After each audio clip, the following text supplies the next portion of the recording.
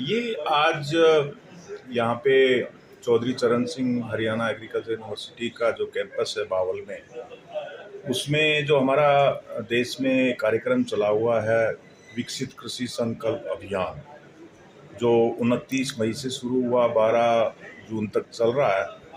इसी कार्यक्रम के अंतर्गत ये आज यहाँ पे कार्यक्रम था।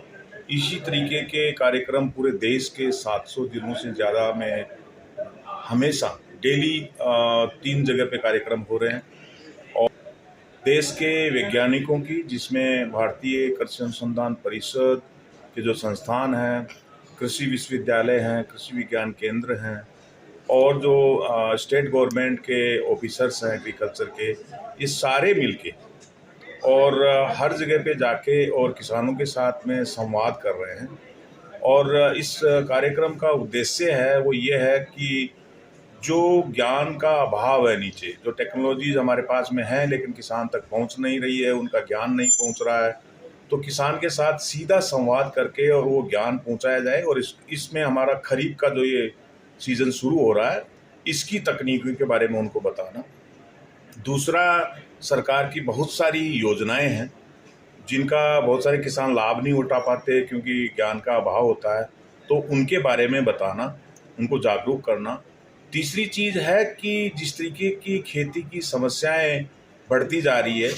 उन समस्याओं को ध्यान में रखते हुए हमारे वैज्ञानिक किसानों से सीधा संवाद करके और उनके यहाँ क्या समस्याएं हैं उनको जानना, और उनको हम जान के उनको सिंथेसिस करके और उनको हमारा रिसर्च में इंटीग्रेशन करना, ताकि हम डिमांड ड्रिवन रिसर्च कर सकें।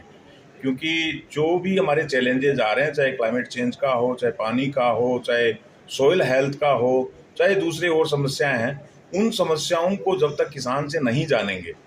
तब तक उसको रिसर्च में इंटीग्रेट किए बिना जो भी रिसर्च आउटपुट आएगा उसको किसान अडॉप्ट नहीं कर सकता।